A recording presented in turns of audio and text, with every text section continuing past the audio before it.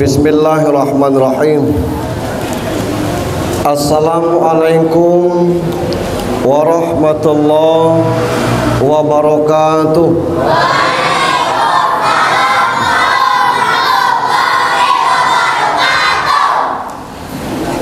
Innal hamdalillah, alhamdulillahilladzi arsala rasulahu bil huda wa dinil haqq liyuzhirahu 'alad dini kullihi walau karihal musyrikun. Asyhadu an la ilaha illallah wahdahu la syarikalah wa asyhadu anna Muhammadan abduhu wa rasuluhu wa la nabiyya ba'd. Allahumma salli wa sallim wa barik ala sayyidina Muhammad ibni Abdillah wa ala alihi wa sahbihi wa mawala. Qala Allah ta'ala fi kitabihil karim, na'udzu billahi minasyaitonir rajim. Bismillahirrahmanirrahim. Wa idz qala Isa ibnul Maryam ya bani Israil inni rasulullah ilaikum musaddiqan lima baina yaday minat taurah wa mubasysyiran bi rasulin ya'tin min ba'di ismuhu Ahmad. As-Saff ayat 6. Wa thumma qala aidan laqad kana lakum fi rasulillahi uswatun hasanah liman kana yarjullaha wal yawmal akhir wa dzakarallaha katsiran. Wa qala an-nabi sallallahu alaihi wasallam innama bu'ithu li utammima makarimal akhlak. Bapak Lurah Kelurahan Kampung Bali atau yang wakil yang kita hormati, Ketua BKM beserta pengurus Masjid Baitul Huda Kampung Bali yang kita hormati, Bapak Imam Khatib Bilal Garim, baik dari Baitul Huda maupun dari masjid-masjid sekitar yang diundang yang kami hormati, para ketua RW, ketua RT yang saya hormati, ketua majelis taklim beserta anggota yang saya hormati, bapak-bapak, ibu-ibu, jamaah sekalian yang dirahmati Allah Subhanahu wa taala. Ada 6 peristiwa besar rutin kita peringati itu. Yang pertama, Idul Fitri. Idul Fitri ini terkait dengan Lebaran. Id artinya kembali, Fitri artinya suci. Idul Fitri kembali suci. Makanya namanya dua. Di samping Idul Fitri ada namanya hari raya. Beda tuh Pak Ustadz, beda. Yang hari raya itu untuk yang tidak puasa. Macam mana nak ngecek Idul Fitrinya puasa tidak?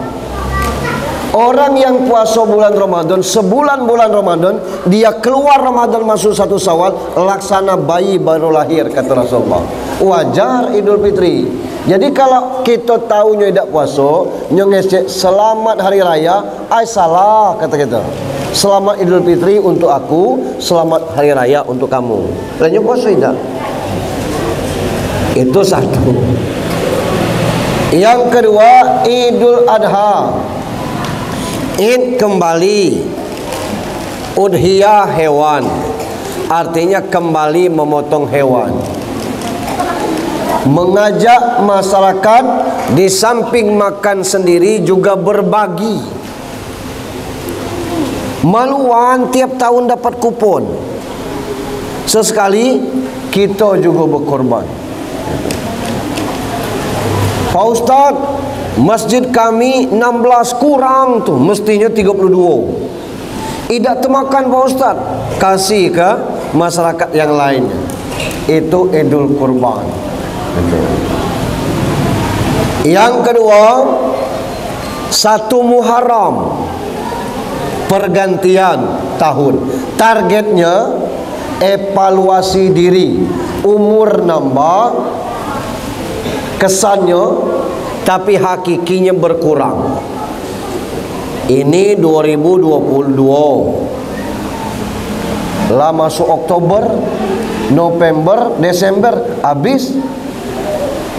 Kalau jatah kita 60, lah dipakai 53, 7 tahun lagi. Itulah kita evaluasi diri kita nih. Kalau nak diimbangi amal, kalau belum kan berimbang dia. Umur kita 60, mulai sholat umur 40, mulai balik umur 15, 40 kurang 15 25, 60 kurang 40 20 tahun sembayang, 25 tahun tidak sembayang, belum balance dia. Masih minus 5 tahun. Makanya kalau sudah di atas 50 tahun, apalagi sudah di atas 40 tahun, syukur, tidak lagi ya sembahyang 5 waktu, tapi 7 waktu. Pagi duha, malam tahajud, 5 waktu tidak tinggal. Ini qabliyah ba'diyah masih kurang. Yang ketiga, nuzul Quran, peristiwa turunnya Al-Quran, yang merupakan pedoman bagi kita. Luar biasa Al-Quran ini. Tidak ada lagu sehebat lagu Al-Quran. Tidak ada sastra yang melebihi Al-Quran. Tidak ada bacaan yang melebihi Al-Quran. Kita membaca bahasa Inggris, ngerti ada, berhenti membaca. Membacanya sulit, lain tulisan, lain bacaan. W-H-I-T, wahite dibaca white. C-A-R, car dibakok car. Itu T-W-O dibaca tu, awak tuo. Tapi Al-Quran nak kita ngerti atau tidak ngerti, Bismillahirrahmanirrahim, itu 19 hurufnya. Kalau kali 1 pahalanya lah 19 dapat pahala. Itu Al-Quran. Tidak pula kita nak khawatir nian Pak Ustaz, zaman kini lah banyak orang nulis Latinnya. Membaca Al-Quran pakai huruf Latin hukumnya haram. Membaca Yasin pakai huruf Latin hukumnya haram. Ngapo? Tidak bisa ayat-ayat Al-Quran itu ditulis pakai huruf Latin. Kalau tidak percaya, coba tengok tulisan walad dolin tu. Amun orang tidak baca Al-Quran, pasti dibaca walad dolin. Karena nak gabung-gabungkan hurufnya. Padahal walad dolin ditulis dolin. Yang kelima, Isra Mi'raj. Targetnya bagaimana perbaikan masalah sholat. Yang keenam, Maulid Nabi. Titik bidiknya perbaikan akhlak. Nah, malam ini kita peringati Maulid Nabi. Ibu-ibu tahu kan bedanya Maulid dengan Maulud? Apa bedanya? Tahu tak? Bedanya I dengan U. Maulud pakai U, Maulid pakai I. Nah, tahu kan bedanya? Ya. Maulud itu orang yang lahir, bayinya. Bahasa Jepang cupi. Maulud itu cupinya. Maulid itu hari lahirnya, sejarah kelahirannya. Jadi lebih luas cakupan Maulid daripada Maulud. Itu Maulid dengan Maulud. Bapak Ibu yang saya hormati, alhamdulillah tidak seluruh masjid merayakan Maulid Nabi ini, tapi masjid kita merayakannya, alhamdulillah. Salam dan salawat untuk junjungan kita Nabi besar Muhammad sallallahu alaihi wasallam. Sasaran Maulid Nabi itu adalah macam mana kita mencontoh baginda Rasulullah sallallahu alaihi wasallam. Kenapa kita contoh baginda Rasulullah? Nah, pertama ada orang ngomong bahwa maulid Nabi itu bid'ah. Itu. Naknya bid'ah atau tidak, kita penting tahu sejarah Nabi. Macam mana kita nak mencintai sesuatu kalau kita tidak tahu? Kata orang tua dulu, beli kucing dalam karung. Itu. Macam mana kita tahu sejarahnya kalau kita tidak pernah baca? Ada yang tidak baca, maka dia perlu dengar. Itu gunanya maulid Nabi. Kapan maulid Nabi itu diperingati? Kapan sejarah maulid Nabi itu diceritakan? Ada yang ngomong sejak dari zaman Salahuddin Al-Ayyubi. Ternyata salah. Maulid Nabi itu diperingati sejak Rasul lahir. Wahai umatku, aku ni Isa anak Maryam, utusan Allah, membawa agama. Habis aku niklah ada lagi Rasul, ismuhu Ahmad, namanya Ahmad dalam kurung Muhammad. Nabi Isa lah tahu bakal lahir Muhammad. Ini cerita tentang masalah Rasulullah sallallahu alaihi wasallam. Sebelum itu ada peristiwa Isra Mi'raj. Seluruh nabi-nabi mengenal Nabi Muhammad padahal lahir belakangan. Itulah Nabi Muhammad, penghulu segala nabi. Yang anehnya, umat-umat nabi terdahulu, termasuk para nabi terdahulu, pengen jadi umat Nabi Muhammad. Isa ingin jadi umat Muhammad, Nuh ingin jadi umat Muhammad. Yang lebih aneh lagi, kita tidak minta langsung jadi umat Muhammad, tapi tidak senang dengan Muhammad, tidak suka dengan ajaran Muhammad, suka berdebat urusan masalah Rasulullah. Bahkan ada yang ngaku dirinya jadi nabi. Luar biasa gitu. Nah ini Bapak Ibu, dari mana kita tahu cerita Rasulullah? Dari sejarah. Apa itu sejarah? Sejarah cerita orang yang tahu tentang peristiwa itu, atau orang yang menceritakan dari orang yang pernah tahu cerita itu. Supaya gampang, contohnya misalnya Presiden Soekarno saya tidak ketemu, tapi tahu kita Soekarno yang memproklamirkan kemerdekaan ini. Soekarno presiden pertama kita. Dari mana? Dari sejarah. Saya pacak ceritakan dengan cucung saya tentang Soeharto, karena saya pernah hidup di zaman Soeharto, dan Soeharto jadi presiden ketika saya masih kecil. Saya omong dengan cucu, cung, dulu ada presiden namanya Soeharto, orangnya gagah, nyo jadi presiden 32 tahun, jarang dia naikkan BBM. Saya ceritakan. Nah ini misal itu kan, ini cerita. Itu sejarah namanya.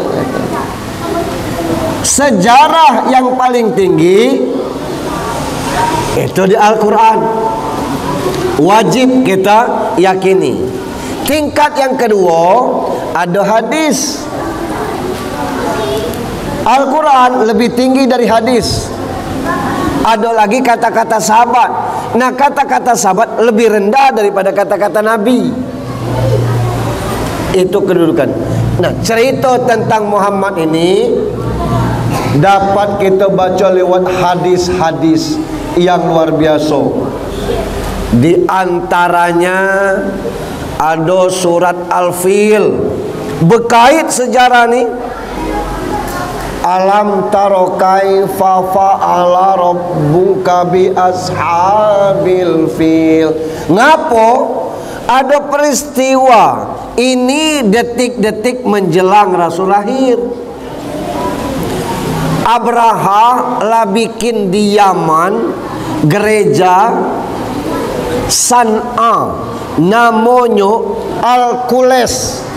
Lebih elok daripada Ka'bah. Ka'bah cuma kotak hitam segi 4. Tapi tiap tahun orang mengunjungi Ka'bah, tidak ada seorang pun yang mengunjungi Al-Qules tu.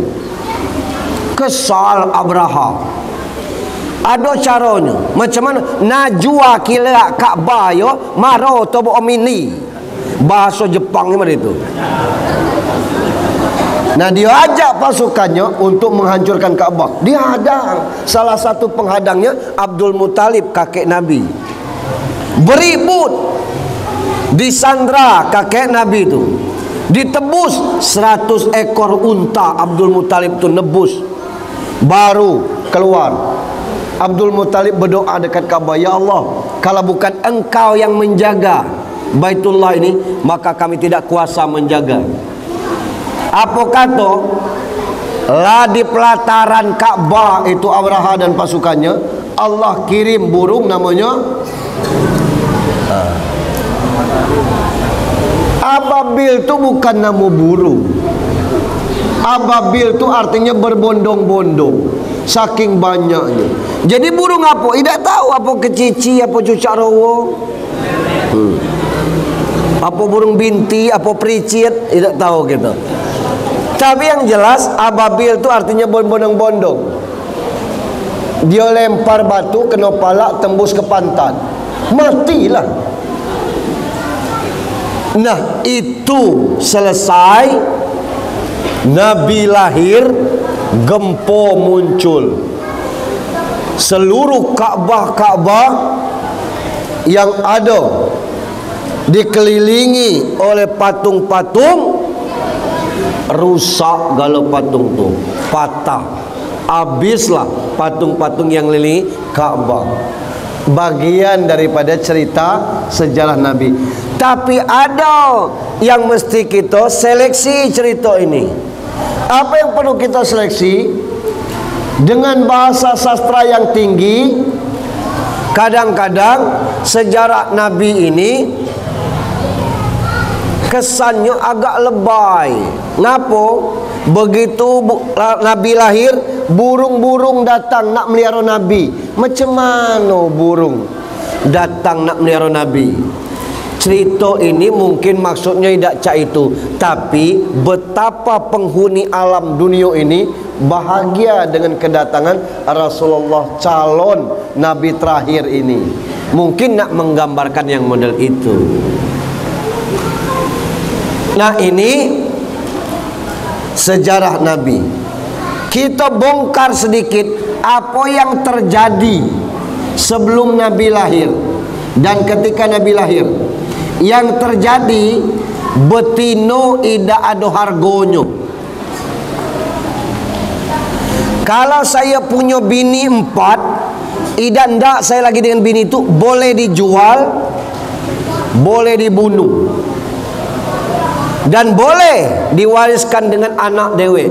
Pakailah mak kamu tu, aku idan ndak lagi. Saking kejahiliyah zaman dahulu. Umar bin Khattab itu, kalau dia assalamualaikum solat ke kanan, dia tersenyum, Kalau dia assalamualaikum ke kiri, dia nangis. Orang bertanya, ngapa kau nangis kalau nengok ke kiri? Aku ingat betapa aku jahiliyah dulu. Bininya hamil, Umar belum masuk Islam, dia ngomong dengan bininya, kalau lahir anak kau ni kelak lanang pelihara, kalau tino cekik. Malu punya anak tino ni. Nyo berangkat perang. Lahir anak tu tino. Ibu mano yang sanggup cekik anak. Dipelihara anak ini, dibawa, dibuat pakaian lanang. Ketika umur 7 tahun, anak ini diajarkan latihan perang. Balik dari latihan perang tu, anak ni ngomong, ayah aku nak pipis. Di situ ketahuannya tu tino. Disitulah Umar gali pasir, dikuburnya hidup-hidup anak tu di situ. Saking jahiliyahnya waktu itu. Terbayang dah anak tu ngap-ngap ditimbun di pasir tu. Begitu balik bininya nanya, mana anak kita? Teko kau kubur lah. Kau ngicu. Itulah Umar menyesal setelah dia masuk Islam. Saking jahiliyah. Nabi lahir, Nabi diutus jadi rasul, perempuan terangkat derajatnya. Maka banyak nian yang kaitannya dengan betino. Ada busana, pak sana dah ada. Ada ibu jari, bapak jari dah ada. Ada surat An-Nisa, surat Ar-Rijal dah ada. Ada ibu kota, bapak kota dah ada. Ada dharma wanita, dharma pria dah ada. Diangkat derajat, termasuk masalah akikah. Ada orang nanya, Pak Ustaz, ngapo beda kambing akikah tino dengan lanang? Akikah lanang, anak lanang kambingnya 2. Akikah anak tino kambingnya 1. Sebenarnya tidak beda. Anak tino lahir akikah kambing siko. Anak lanang akikah kambing siko, itulah cukup. Tapi kalau ingin sempurna, lebih utama 2. Akikah anak lanang kambing siko sempurna, sah. An Hasan wal Husain kabesan atas diri Hasan dan Husain, cucung Nabi itu kembar lanang, mestinya 4. Rasul dewek motong 1-1, sah hukumnya. Itu ingin mengangkat derajat kaum perempuan. Nah, alhamdulillah sejak perempuan itu diangkat derajatnya, memang luar biasa. Ada pengajian bapak-bapak, tidak ada. Yang ada pengajian ibu-ibu, majelis taklim. Sebenarnya boleh kita lanang adalah 3-4 orang gitu. Di mana ada tabligh akbar, siapa yang banyak? Ibu-ibu daripada bapak-bapak. Di mana ada kelompok-kelompok pengajian, ibu-ibu lebih banyak daripada bapak-bapak. Di mana ada peran-peran sosial, banyak ibu ngambil kapling daripada bapak-bapak. Sampai masuk neraka pun banyak ibu-ibu daripada bapak-bapak. Itu yang tidak taat. Yang taat tidak. Nah, ini. Lalu ada orang mengisahkan Nabi Muhammad itu berbulan-bulan sejak jadi Rasul tidak makan, kelaparan. Jangan ditelan mentah-mentah cerita ini. Bab ngapo? Tidak masuk di akal. Ngapo? Bini Rasul tu Khadijah. Khadijah tu terkaya di Mekah. Tidak ada yang lebih kaya dari Khadijah. Masanya nyuruh lakinya kelaparan. Tidak mungkin.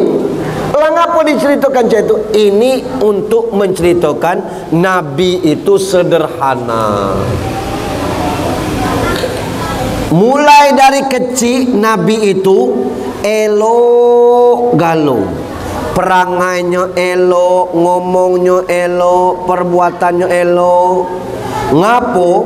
Umur 4 tahun lah dibersihkan dadonya. Terkejut Halimah As-Sa'diyah. Mestinya dia nak melihara 4 tahun. Masuk tahun keempat, Muhammad diajak ke belakang, ditengok oleh anak Halimah. Pakaiannya putih-putih, digulingkan di belakang di atas batu. Lalu dibedah perutnya, ngadu anak, mak pimian Muhammad tegam belakang, oh bajau na putih ya, tak nak melawai dado na. Bahasa Arabnya seperti itu. Itu. Cemas Halimah, dia bawakan ke kota, dikasih dengan Aminah. Wei Aminah, cigai kau melihara Muhammad caku binai. Diserahkan kepada Aminah. Itu pembersihan pertama hati Rasulullah. Jadi yang namanya sombong dibuang, yang namanya iri dibuang, dengki dibuang. Yang kedua, umur 10 tahun dibedah lagi. Ngapa? Nak masuk masa remaja. Yang ketiga, umur 40 tahun dibedah lagi. Ngapa? Nak dilantik jadi nabi. Yang keempat, sebelum Isra Mi'raj dibedah lagi. Makanya hati Nabi itu bersih, tidak ada syirik, tidak ada dosa, tidak ada iri, tidak ada sombongnya. Nah, kita ini hati kotor, susah pula membersihkannya. Itu. Maka dengan pengajian-pengajian seperti ini bukan bersihkan hati, tapi ngecas iman. Tujuan kita sesuai dengan yang semula tadi. Harapan kita dengan Maulid Nabi ini, akhlak kita laksana akhlak Nabi. Bab laqad kana lakum fi Rasulillahi uswatun hasanah. Pada diri Rasul itu cukup teladan yang baik. Sebagai apa gitu? Sebagai pedagang, Nabi pedagang. Sebagai petani, Nabi bertani. Panglima perang, dia panglima perang. Tidak cak sambo. Itu bu. Ini. Kita punya bini, Rasul 9 bininya. Tidak cak Rizki Bilar. Nah ini. Jadi kita mencontoh Nabi itu karena memang pantas sebagai tauladan untuk kita contoh. Nah, ngapa kita sulit mencontoh Nabi? Ayatnya tidak kita bahas sampai ke ujung. Ngapa? Laqad kana lakum fi Rasulillahi uswatun hasanah itu belum selesai ayatnya. Ngapa? Liman kana yarjullah wal yaumal akhir wa dzakarallaha katsira, baru dia titik. Kalau nak nyontoh Nabi itu syaratnya 3. Yang pertama, liman kana yarjullah, orang yang menggantungkan hidupnya kepada Allah. Kita berpangkek dikit lalu pokek Tuhan, sombong tegala. Kita negak rumah besar dikit lebih dari Fir'aun. Kita pacak beli mobil bungkus, buka bungkus, rasa-rasa lebih dari Nabi Sulaiman. Gitu. Tidak sadar itu Allah kasihkan kepada kita sebagai bentuk supaya kita mudah beribadah kepada Allah. Gaji rezeki kita, anak 3, bini 1, 5. Cukup 10 juta. Celentang Allah kasih 15 juta. Yang 5 jutanya itu untuk kita ibadah, untuk bayar haji. Iko puas dikecek, daftarlah. Weh kelak masih muda kita ni. Weh arto ni tak tahu. Mumpung sawit harga naik 3.000, daftarlah. Nikmati dulu bro, katakan. Entang stroke baru nanya, ya no hari ini apa kecenya cik, di mana daftar haji dulu orang ngecek. Ini nyesal. Apa kecek? Nyesal. Kini pokoknya nak daftar. Oh lagi. Kalau Allah kasih kita rezeki pas-pasan, bukan berarti Allah tidak melebihkan untuk ibadah. Allah ingin supaya kita pancing, supaya dapat rezeki banyak. Macam mana caranya? Perbanyak sedekah. Kalau kita sholat Jumat di sini, ada celengan yang berjalan, itu kotak amal, bukan mobil-mobilan. Ini sibuk dorong situ sini, bukan mobil-mobilan. Diisi. Ini mendorong ini. Ayah Allah. Kalau ibadah, saya sering ceramah, jangan ibadah tuh kata Imam Mekah, ibadah kantong bocor. Ibu-ibu tahu kan kantong bolong? Ibadah pahalanya tidak ada. Apa itu? Hobi solat tahajud, tapi galak diposting, alhamdulillah selesai tahajud, ngirim ke grup, tahajud lah weh, nak ngapu ngasih tahu ke orang. Saya pernah marah dengan kawan, ada agak 7 grup, dia ngikut, aku ikut. Tiap setengah 4, alhamdulillah istiqomah. Pas ceramah model ini saya ngomong, berhentilah ngabari tahajud di grup tuh. Sempat-sempatnya 7, Allahu Akbar, grup itu belum. Itu namanya kantong bolong. Puasa Senin Kamis baru belajar, petang-petang moto air putih, ceklek, walaupun air putih sampai juga puasa sore ini. Kawan dari kecil puasa Senin Kamis, tidak lebay. Ngasih sedekah Jumat, nasi kotak 2 kotak, weh ada gak 15 petiknya. Tidak senyum, ibu ulangi. Maluan yang nerima nasi kotak tuh. Kasih-kasihlah. Itu namanya ibadah kantong bolong. Ngaji baru seain diposting, capek ya Allah, alhamdulillah dapat 1 ain. Kawan sejus sekali duduk tidak ada orang posting. Itu namanya ibadah kantong bolong. HP harga 6 juta, harga 5 juta terbeli. Kurban 220 sebulan, 10 bulan tidak terbayar, jedit. Itu namanya amal kantong bolong. Jadi ustaz ceramah ke situ, ceramah ke sini, nyuruh sabar, nyuruh ikhlas, selesai ceramah dikasih amplop, diambil, ibadah kantong berisi. Bolong, jatuhnya kelaan.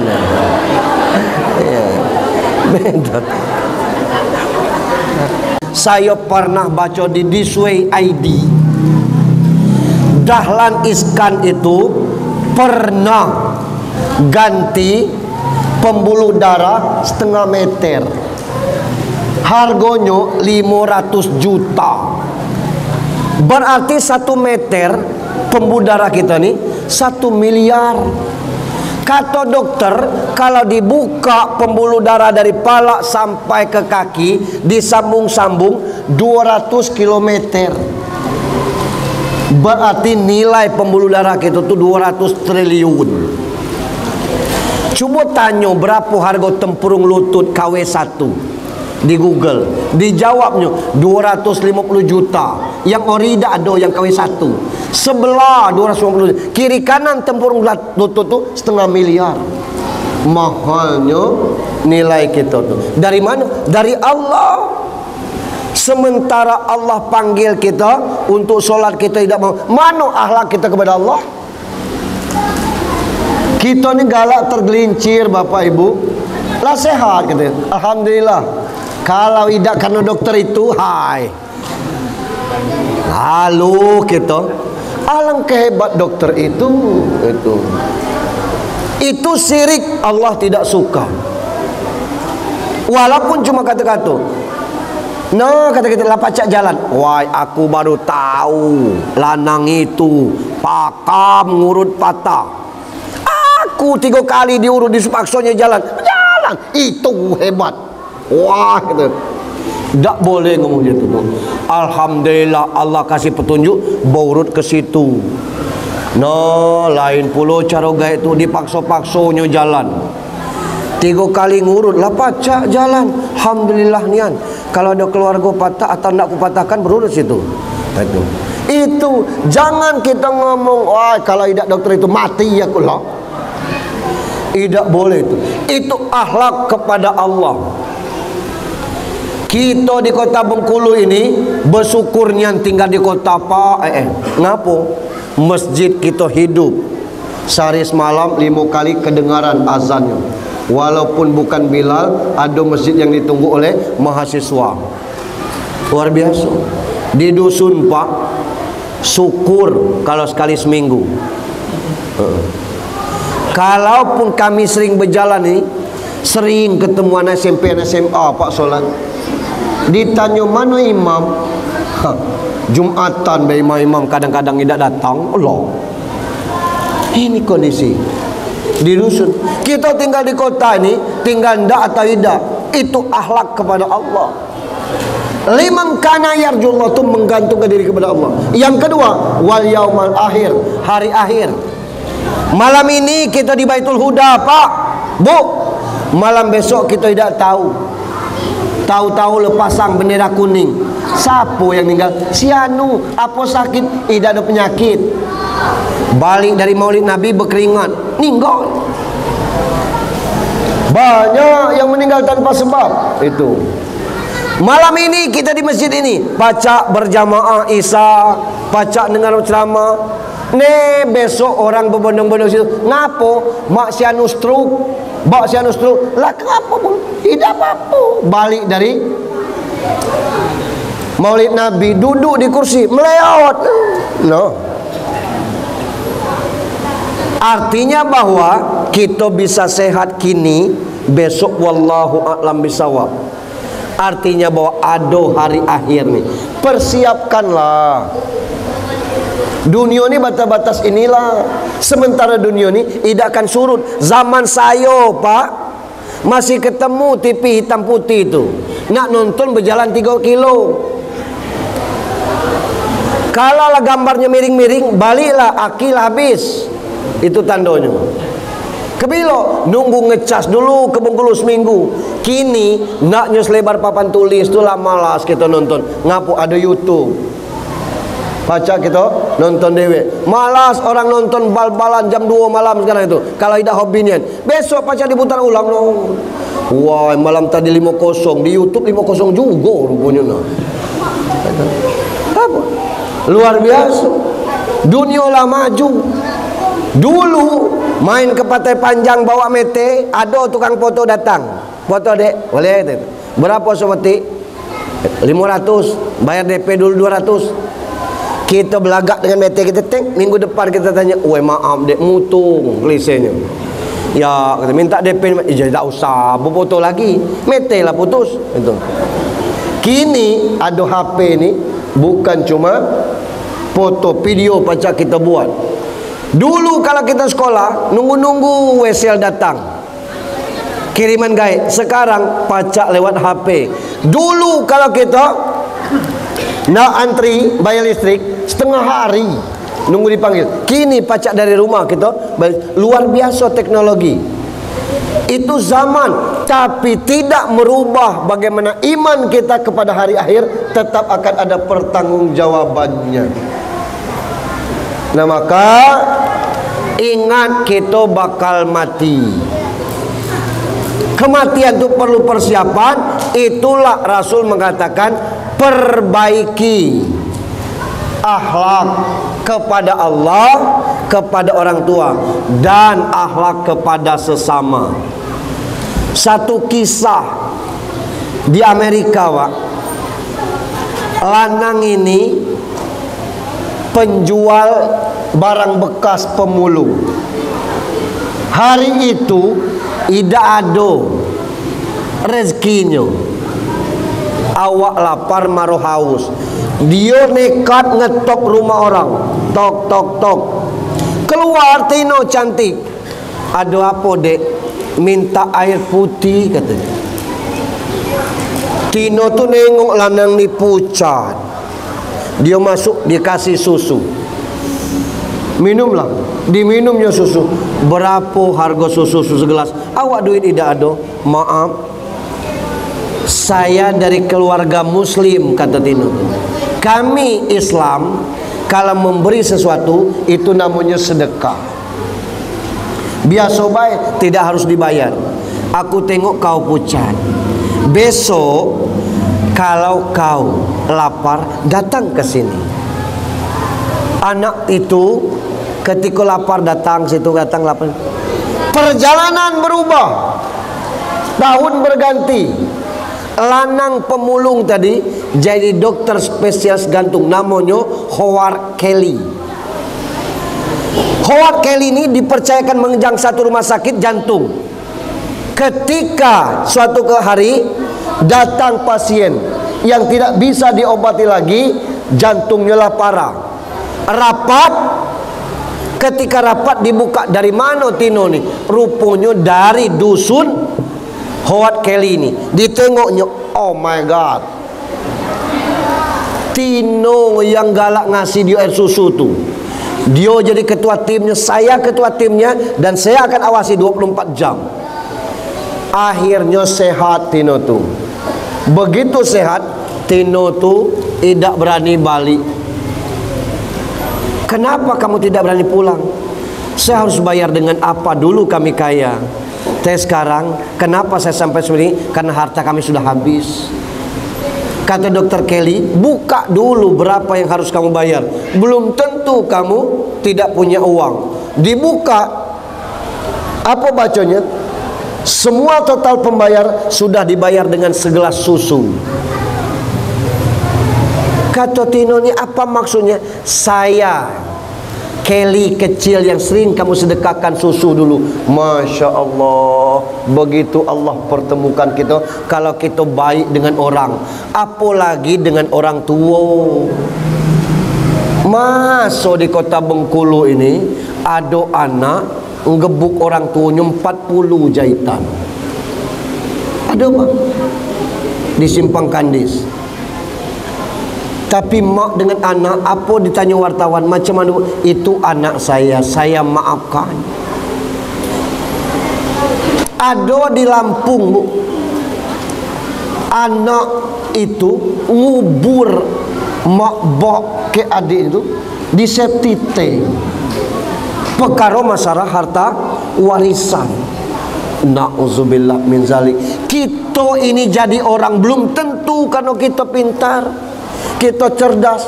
Bisa jadi itu karena doa mak kita. Ot lalahot jijai malaikat. Nah, dendang mak kita dulu. Bukan main sayang mak kita dengan kita. Kadang-kadang pingsan mak kita tu. Pingsan ngapo? Tidak tahunya kita tu anaknya. Anak siapa ini? Anaknya tu lah. Ya salam. Nah, kita sakiti orang model itu, mana kita nak selamat. Ada yang jahat dengan mertua. Mertua tu ngapa dipanggil mertua? Karena kita ngambil anaknya. Bukan main kalau anaknya lanang lah disarjanakan, lah dicarikan kerja, lah begitu kerja, bininya yang dapat gajinya, maknya tinggal gigit jari. Ini kadang-kadang laki nak ngirim 500, kirim kalau jual ke rumah ni untuk mak kau kalau lah Allah Allah. Tidak berkat kita. Kalau kita jahat dengan mertua, nanti anak kita jahat pula dengan dia. Itu akhlak kepada orang tua. Yang ketiga, wa dzakarallaha katsira, berzikir dengan sebanyak-banyaknya zikir.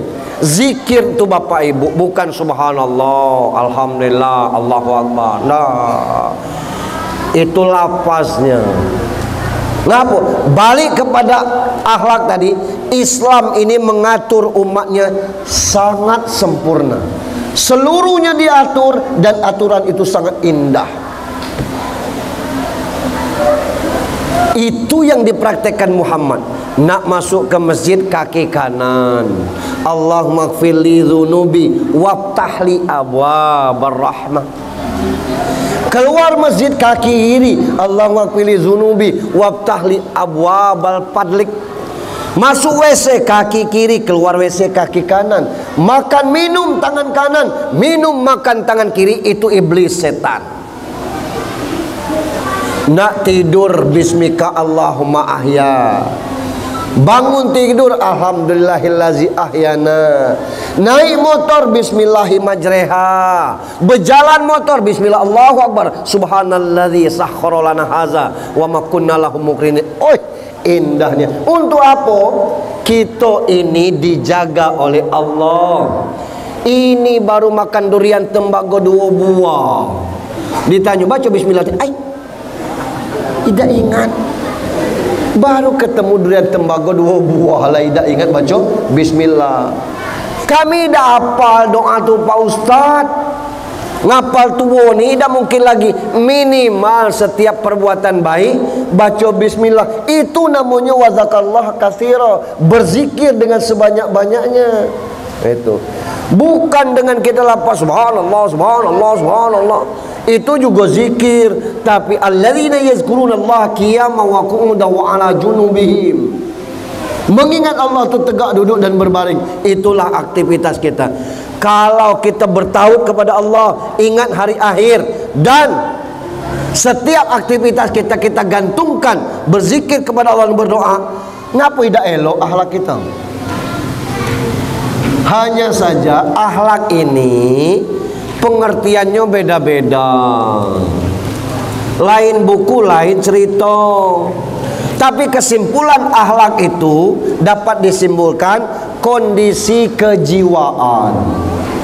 Ada di dalam, ada yang keluar. Akhlak yang keluar dari dalam itu namanya sopan santun. Alangkah sopan anak itu, alangkah sopan keluarga itu. Kita bertamu, Masya Allah, elok. Itu akhlak. Tapi sopan santun pacak dibuat-buat. Nah, sopan santun yang dibuat-buat itu agama mengatakannya tahalluk. Orang lagi belajar berbuat baik, elok. Ada yang ketiga namanya basa-basi. La basa-basi lagi. Apa basa-basi? Cuma di mulut, idak lemak, idak ngecek baik. Kita makan di warung makan, ada kan akan nyenengok idak akan itu basa-basi namanya. Ada sopan santun dibuat-buat, tahalluk namanya. Makan dulu, sudah nama kawannya aku, sudah aku. Itu namanya tahalluk. Dia serius nak ngajak, tapi batas itu dia tahu. Tapi ada yang orang yang punya sopan santun asli dari hati, yang dia panggil bukan kawannya, pelayan. Bu, datang, bikin 1 porsi lagi, taruh di sini.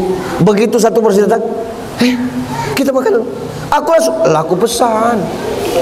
Siapa makan itu? Iya, ngapa wai dak ngecek? Kalau aku ngecek lah kau nolak. Bukan. Itu namanya sopan santun. Beda kan? Basa-basi akanlah sekedar sembawa wapung bahasa selatannya tuh. Tapi ada yang ngomong makan. Tapi kalau kita serius, panggil pelayan tuh, taruh di sini semua. Wah, aku lah sudah makan dikit dan sebagainya. Tidak habis lah, tidak apa-apa. Kita ngobrol sambil makan. Oh, makan. Itu sopan santun namanya. Nah, yang harus kita benahi sekarang ini akhlak kepada Allah. Bukan main. Allah katakan inna a'tainakal kautsar, sungguh kami sudah kasih kamu rezeki yang banyak. Wa in ta'uddu ni'matallahi la tusuha. Saking banyaknya tidak sanggup ngitung. Mana Pak Ustaz, BBM naik, gas langka, sawit tidak naik, para turun. Rezeki itu bukan duit semata-mata. Kita ni bukan tidak ada kerja Pak, bisa datang ke masjid ni, itu rezeki. Tahajud itu solat sunat tapi bisa tahajud, itu rezeki yang luar biasa. Duha itu salat sunat, sedekah sendi, tapi tidak tentu orang bisa duha segalanya. Kita tiap hari duha, itu rezeki. Orang bisa sholat ke masjid itu rezeki yang luar biasa. Kalau urusan banyak cukup, itu relatif. Maka kunci kita ngikuti Rasulullah, kita benahi akhlak kepada Allah, lalu akhlak dalam keluarga. Ngapa akhlak dalam keluarga? Umur panjang, hati lapang, pikiran tenang itu bukan semata-mata punya rumah besar, mobil besar, bini besar, belum tentu. Bisa jadi rumahnya tipe 36, anaknya 4, tapi bahagia. Ngapa? Dikemas dalam suasana bahagia. Bapaknya balik habis maghrib, bininya buka pintu. Ngapa agak gelap lampu ni, Bu? Gelap cak mano, kata bininya. Kalah dengan cantiknya ibu. Alah. Kata-kata model itu lanang idak galak ucap, tapi tino senang.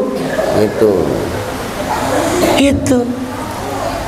Lain kali kita cerita, tadi orang kecelakaan.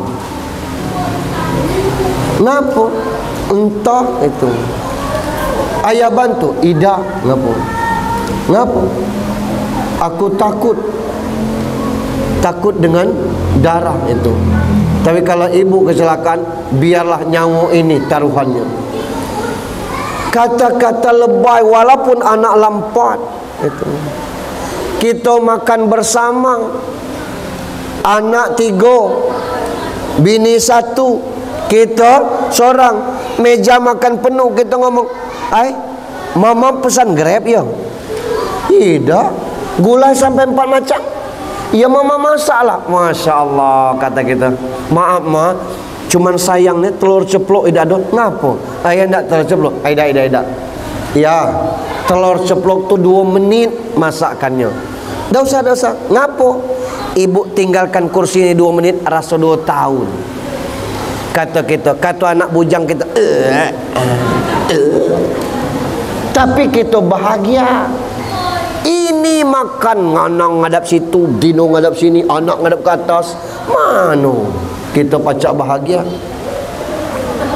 Alhamdulillah. Itu bukan sekedar ngomong, ini bawaannya sombong. Dari mana Mas Yanu? Dari BIM. Apa tu dia soy? Jengkol, bapaknya nak jengkol BIM nian. Sama busuknya dengan mamang sayur tu jengkol tu. Tak usah banyak giri kita model itu. Sama baik. Gara-gara masalah teknologi model ini nih, kadang-kadang orang jadi rusak akhlak. Ini nilai positifnya banyak, nilai negatifnya banyak. Ada orang yang tiap hari gulai pelus guys, campur tempoyak ini guys. Alhamdulillah tempoyak baru, pelus segar guys. Kita nengok baik di postingannya tuh. Apa gunanya? Tidak ada kecuali untuk pamer kepada orang. Tapi kalau kita foto, ini gula jengkol campur pucuk ubi, ini rebung asam campur siput, ini sambal kabau guys, ini rebusan terung sama sambal cung kediro. Dalam kota bebas ongkir, luar kota cepat basi. Jualan boleh, itu silakan, ada manfaatnya. Ada orang kecelakaan, kadang-kadang aku jijiknya dengar, mohon maaf, dosa begitu. Astagfirullahalazim, ya Allah, innalillahi wa inna ilaihi. Ini ya Allah, kejadian di kampung Bali, kepalanya bercecer otak. Astagfirullahalazim. Dia nolong Ida, sibuk nyorot. Kalau itu nampak aurat orang yang tidak boleh ditengok orang lain, Tino misalnya, roknya tersingkap, atau jilbabnya terbuka, atau bajunya terbuka, kita sorot, siapapun yang nonton video kita tuh, kita berhak untuk dosa karena kita menyebarkan aurat orang. Kalau kita takut itu keluarga kita, kasih tahu ada kecelakaan di Kampung Bali, motor sekian platnya, ciri-ciri model ini. Tidak mesti nak kita kalau dulu yang berdarah-darah tuh di blur gambarnya. Kini ya Allah, tidak ada lagi. Akhirnya jiwa kita rusak dengan hal yang demikian.